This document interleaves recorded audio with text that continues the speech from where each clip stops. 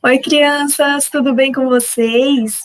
Hoje nós estamos aqui para iniciar a penúltima unidade do livro do SESI deste primeiro ano do ensino fundamental no ano de 2020, que é a unidade 10, o valor do dinheiro.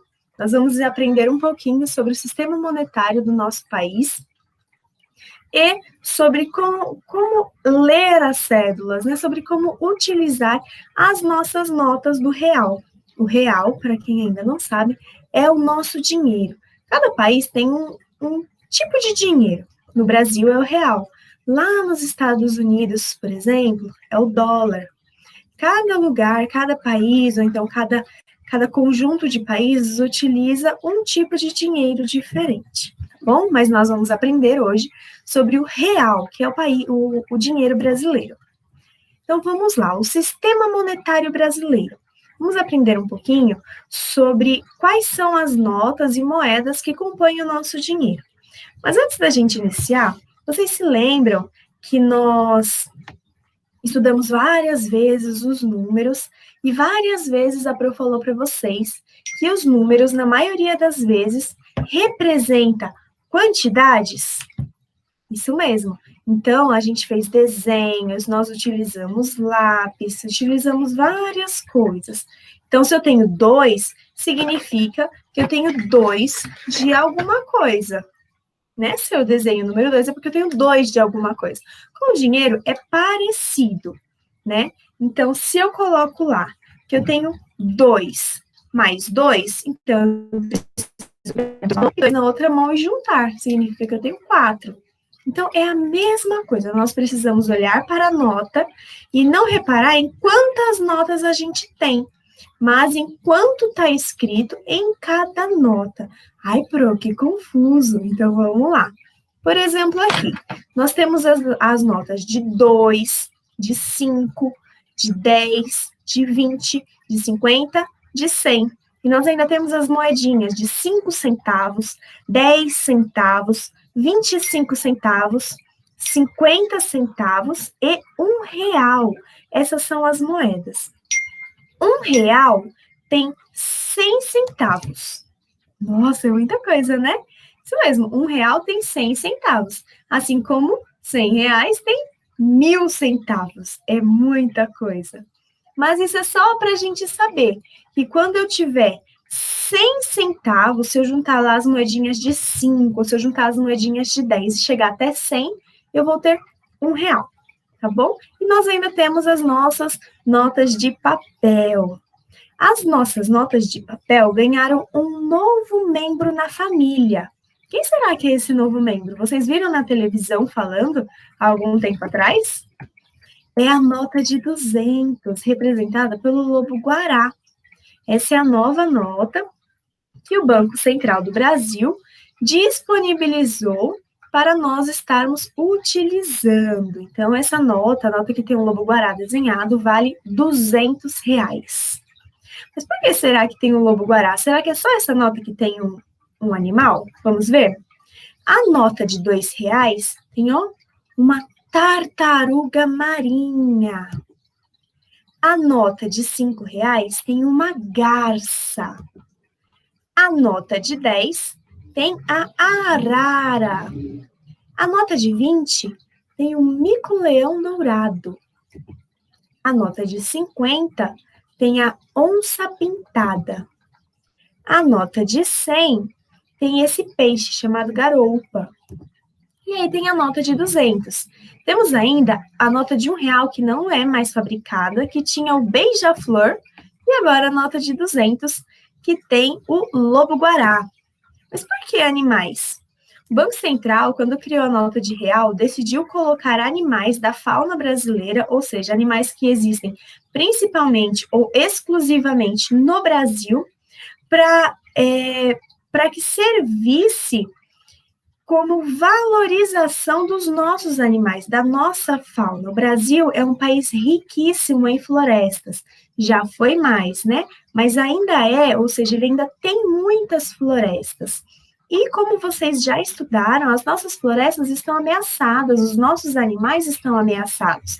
correndo risco de extinção, assim como vocês já estudaram, por causa de vários fatores. Então, o Banco Central decidiu colocar animais a fim de conscientizar a população para preservar essas espécies, né, para valorizar as nossas matas e florestas, proteger, tá bom? Então, esses aqui são as nossas notas de real e as nossas moedas. E agora a Pro vai contar para vocês uma história. Existia um vovô que tinha 3 netinhos. Um dia, os 3 netinhos foram passear com esse vovô e esse vovô decidiu dar dinheiro para esses netinhos comprarem o que eles quisessem. E aí, para o primeiro netinho, ele deu essas 5 notas. Para o segundo netinho, ele deu 2 notas. E para o terceiro netinho, ele deu apenas 1 nota. Vejam bem quanto que ele deu para cada um dos netinhos. Observem a tela, observem a quantidade de notas, mas também observem qual valor é de cada nota. Vai mostrar de novo. Para o primeiro netinho, 5 notas de R$ 2. Para o segundo netinho, 2 notas de R$ 5. E para o último netinho, uma única nota de 10. Agora a Pro vai dar para vocês 3 perguntinhas. Vocês vão responder 2 no caderno e uma vocês vão gravar um vídeo e mandar para nós, para mim, para a professora Rosana e para o professor Henrique para responder, tá bom? Então vamos lá. Primeira pergunta, vocês vão responder no caderno. Qual dos netos ganhou mais dinheiro? O primeiro, o segundo ou o terceiro? E por que o neto que ganhou apenas 1 nota ficou triste? Por que será? Quando o vovô deu para o primeiro netinho 5 notas, para o segundo netinho 2 e para o terceiro apenas 1, esse que ganhou só 1 ficou triste. Por que será que ele ficou triste? Porque o que ganhou a nota de R$ 10, por que será que ele ficou triste? E vocês vão gravar um vídeo explicando para esses 3 netinhos a diferença das notas.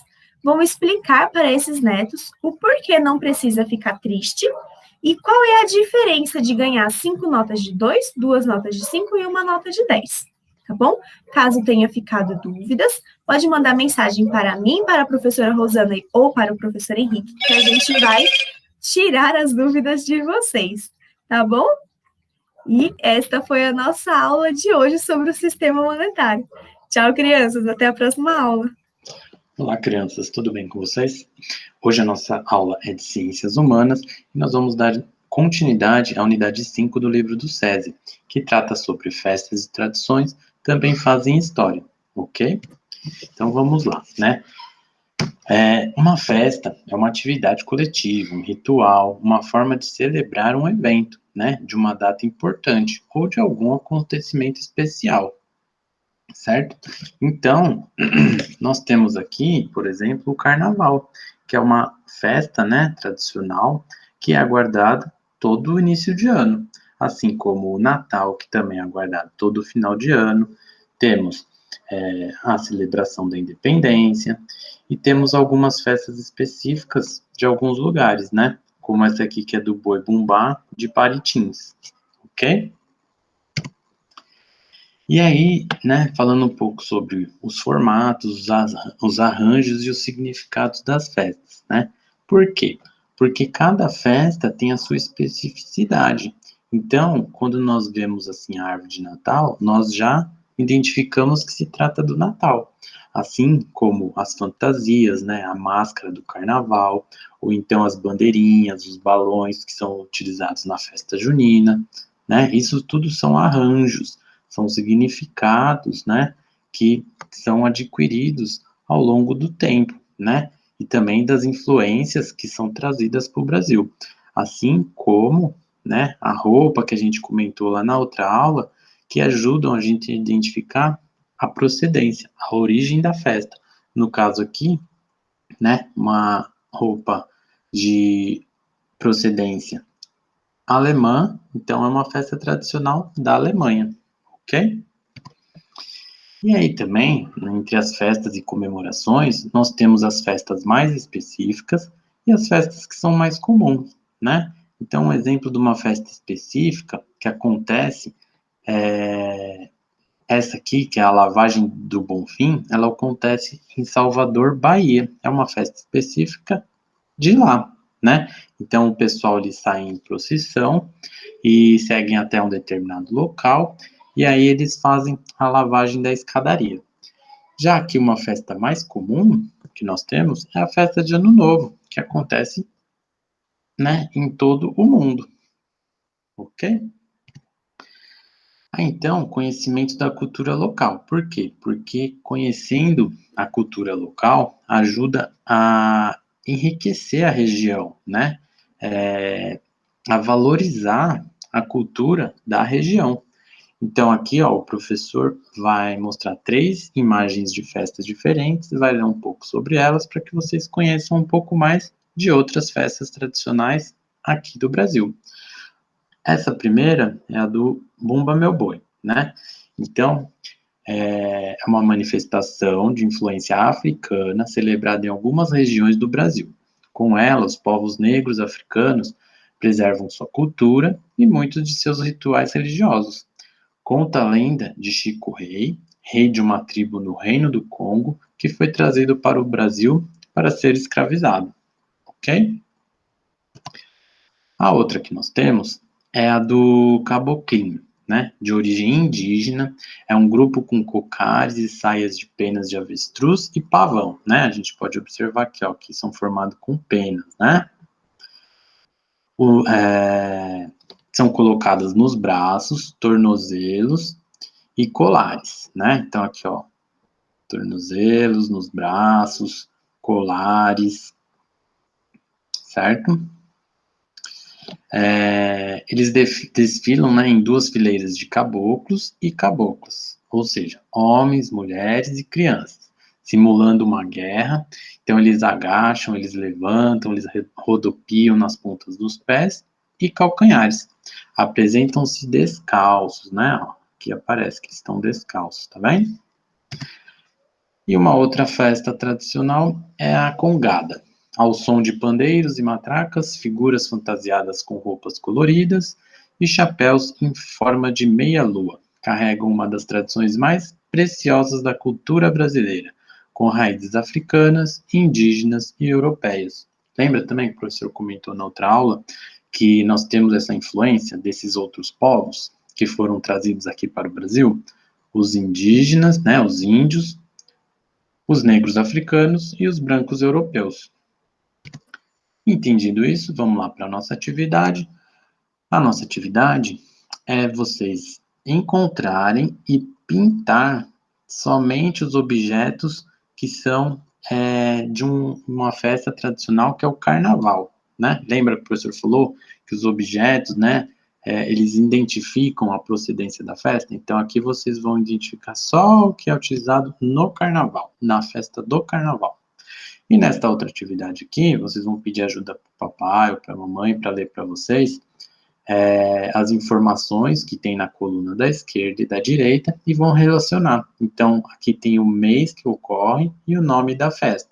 Vocês vão ter que ler aqui para ver qual que está explicando cada uma das festas. Tudo bem? Então, é isso. Façam as atividades, tirem fotos, mandem para mim e para as professoras, ok? Essa é a nossa aula de hoje e até a próxima. Olá, crianças, tudo bem com vocês? Hoje nossa aula é de Ciências da Natureza. Nós vamos dar continuidade na unidade 6 do livro do SESI, que o nosso tema é ver, ouvir, tocar, cheirar e saborear. Na aula passada, o professor falou um pouquinho sobre os sentidos, no geral, e especificamente no sentido da visão e da audição. Hoje, nós vamos ver os outros 3 sentidos que restam, que é o sentido do tato, do olfato e do paladar. Então, começando pelo tato, né, o órgão do tato é a pele. Então, pela pele, nós conseguimos sentir as sensações. Então, no caso, da pedra ser dura, da pluma, que é uma pena, ser leve, da água que nós conseguimos furar com a mão, do gelo que é frio, da areia macia, né, da praia, nós sentimos com os pés, e o calor que nós sentimos pelos raios solares, tudo bem? Tudo isso são sensações que nós conseguimos sentir e identificar pela pele, pelo sentido do tato, né? E qual que é a importância do tato? Né? Perceber o ambiente também, assim como outros sentidos, e no caso da sobrevivência. Por quê? Porque se nós não identificássemos o calor, não sentíssemos o calor, nós poderíamos nos queimar, né? E não teríamos a reação de tirar, né, a mão do cabo da panela, no caso se estiver quente. Tudo bem? E aí nós vamos falar bastante sobre receptores, essa palavra receptor, né? E para facilitar, então assim, a gente pode definir esse receptor como um local específico que recebe. Recebe o quê? Recebe estímulos. Então é um local que é responsável por receber estímulos. No caso, a gente está falando da pele, tudo bem? Então, ele sente, né, sentir sensações. Então, são 3 tipos de receptores, de locais que recebem estímulos na pele. Então, nós temos o receptor táteis, que no caso é para pressão, então nós sentimos quando alguém aperta a nossa mão, né, quando cumprimenta, ou sentimos um abraço, certo? Temos os receptores térmicos, que é para calor e frio. E temos o receptor de dor, né? Então, nós sentimos também quando nós levamos alguma batida, alguma pancada, ok? E existem regiões com mais receptores sensitivos, né? Tem mais, que recebem mais esses estímulos do que outros. E aqui nós temos, então, a ponta do dedo, os lábios, a palma da mão e a planta dos pés. Esses locais, eles possuem mais receptores sensitivos, né? Então, eles são mais sensíveis para sentir. E aí, então, vamos passar agora para o outro sentido, que é o sentido do olfato, que é sentido pelo nariz. O nariz, nós dividimos ele em narinas, que é essa parte externa, que é responsável pela captação dos odores, e as fossas nasais, que é onde também possui esses receptores, né? Que são esses locais que recebem o estímulo. Só que aí ele fica na parte interna da nossa cabeça. Tudo bem? E nós podemos ver que os lugares, eles têm cheiros característicos, né? Então, através do cheiro, pelo esse sentido do olfato, nós conseguimos identificar também os locais onde estamos. Então, aqui, ó, bem específico, né, um campo de flores, ou uma feira livre, né, ou uma loja de perfume, uma peixaria, né? Eles têm odores específicos que nós conseguimos identificar o local. E aí, como curiosidade, né, aqui, ó, o olfato e a audição são sentidos que juntos nos ajudam a localizar o lugar onde se está. Então, vamos supor que se nós fizéssemos uma experiência de fecharmos os olhos com uma venda e fôssemos para uma feira sem saber, nós identificaríamos o lugar. Por quê? Porque através do cheiro, né, do local da feira, que é aquele cheiro misturado de um monte de alimentos, e mais o som, o barulho que tem na feira, nós identificaríamos o lugar. E também aqui como curiosidade, ó, o olfato, o paladar e a visão influenciam na escolha dos alimentos. Então, quando nós sentimos o cheiro, né, vamos supor, de uma pizza, né, ou pela visão que nós olhamos, né, aquele prato bonito, e especificamente o paladar, que nós sentimos os sabores. Então, os 3 sentidos combinados, eles nos influenciam na escolha dos alimentos. Por isso que quando nós estamos gripados, né, que o nariz fica um pouco tampado, entupido, compromete um pouco o olfato, e aí nós perdemos um pouco o apetite. Tudo bem? E aí vamos passar para o nosso último sentido, que é o paladar. O responsável é a língua, né? nós somos capazes de sentir, né, esses estímulos, no caso do doce, do salgado, do ácido, do amargo, e tem esse aqui que não é muito conhecido, que é pouco, né, divulgado cientificamente, que agora eles chamam de umami, né, que tem origem japonesa, e eles descrevem como o gosto delicioso, tudo bem? Então, assim, os receptores, né, os locais que recebem esses estímulos, eles estão localizados em partes específicas, que são chamados de papilas gustativas.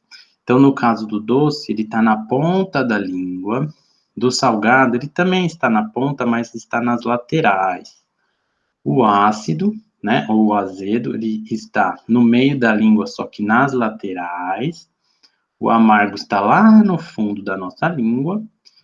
E esse umami está no centro da língua, ok?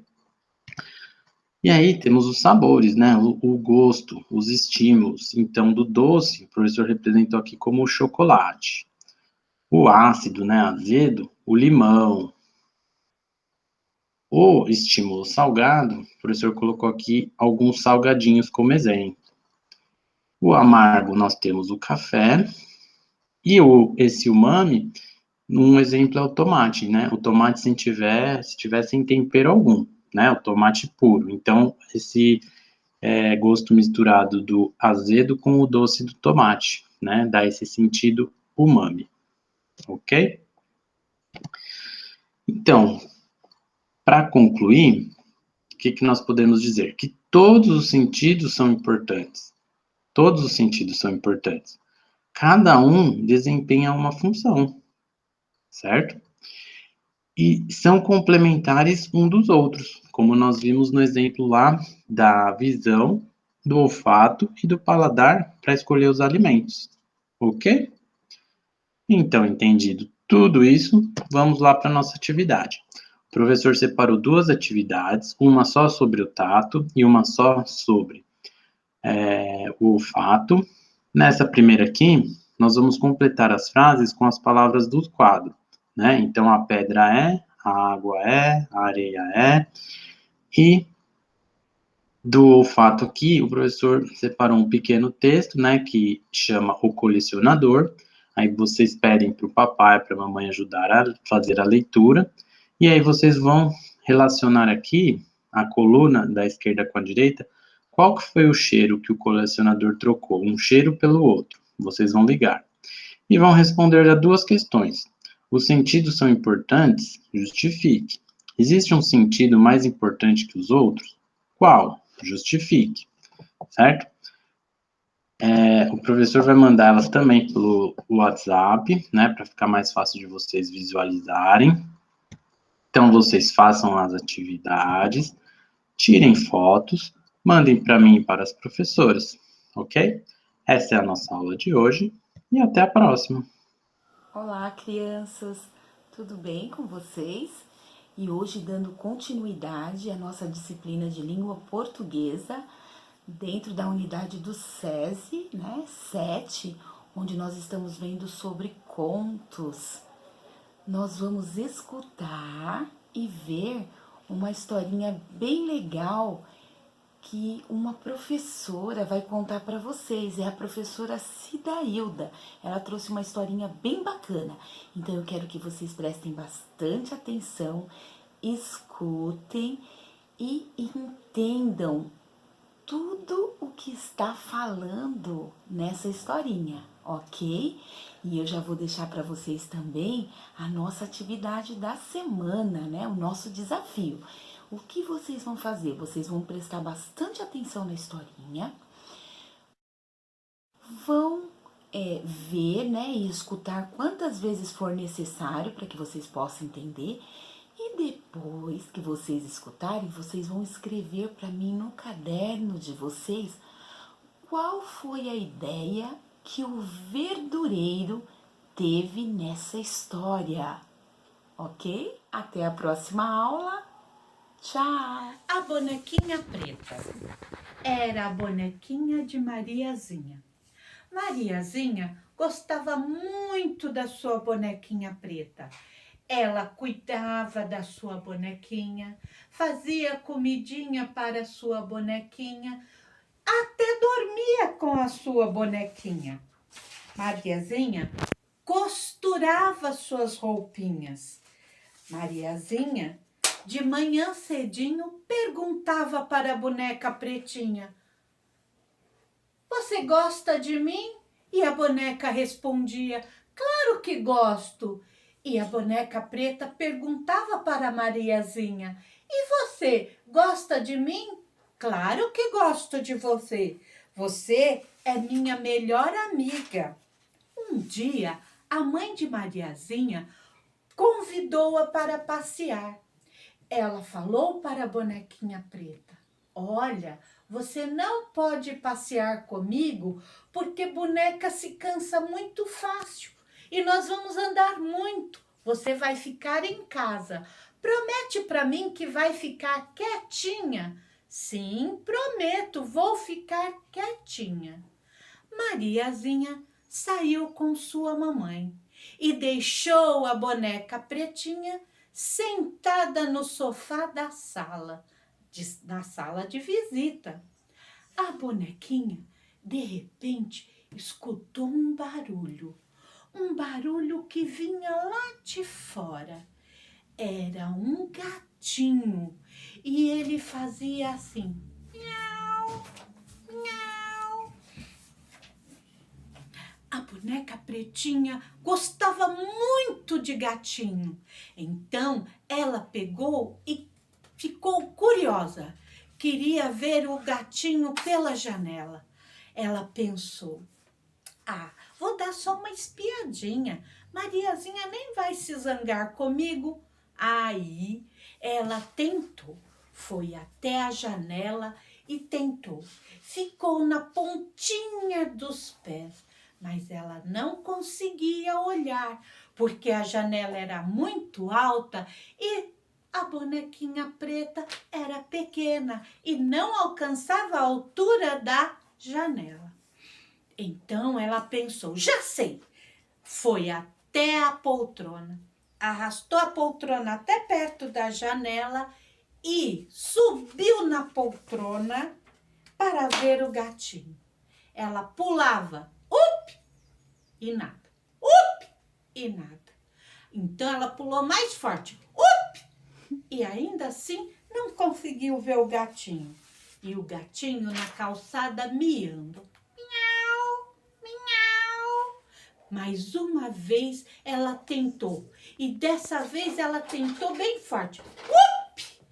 Quando ela pulou muito, muito forte e caiu dentro do cesto de alface do verdureiro que por ali ia passando. Sorte da bonequinha preta, que caiu em cima dos alfaces e não se machucou. Mas acontece que o verdureiro levou um susto. Ui! E a bonequinha preta também se assustou. Ui! E o gatinho também se assustou. Ui! Ai! E o gatinho pegou pelo vestido da bonequinha preta e saiu correndo. O verdureiro não pôde fazer nada, porque ele correu muito. Nesse meio tempo, Mariazinha voltou para casa.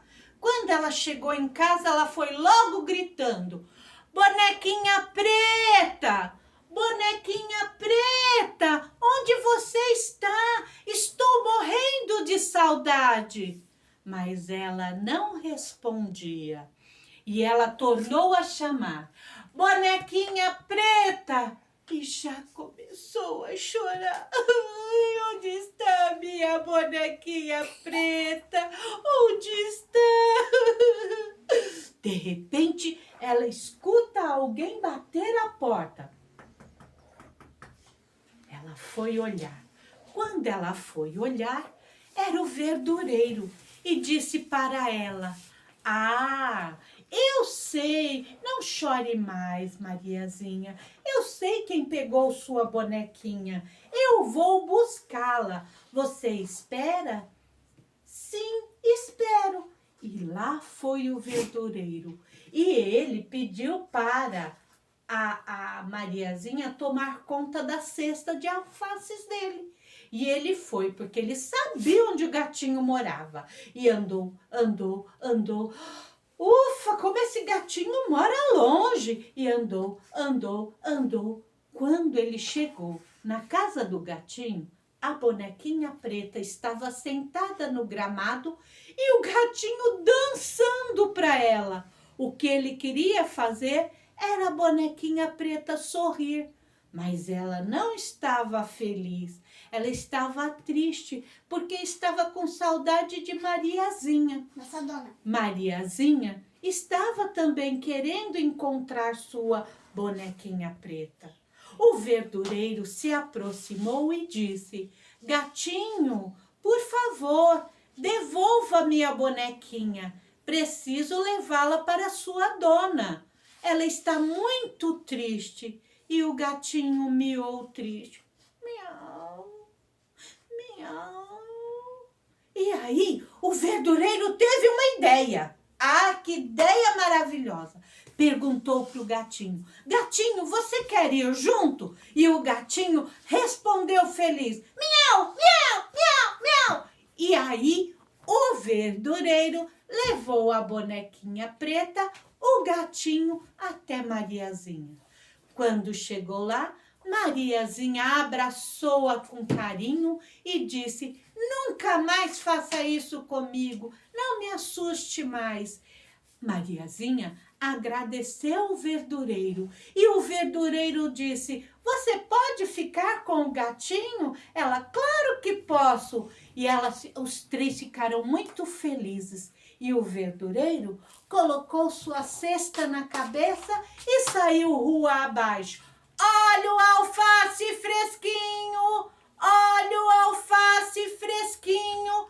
E essa é mais uma história que termina feliz. Tchau, criançada!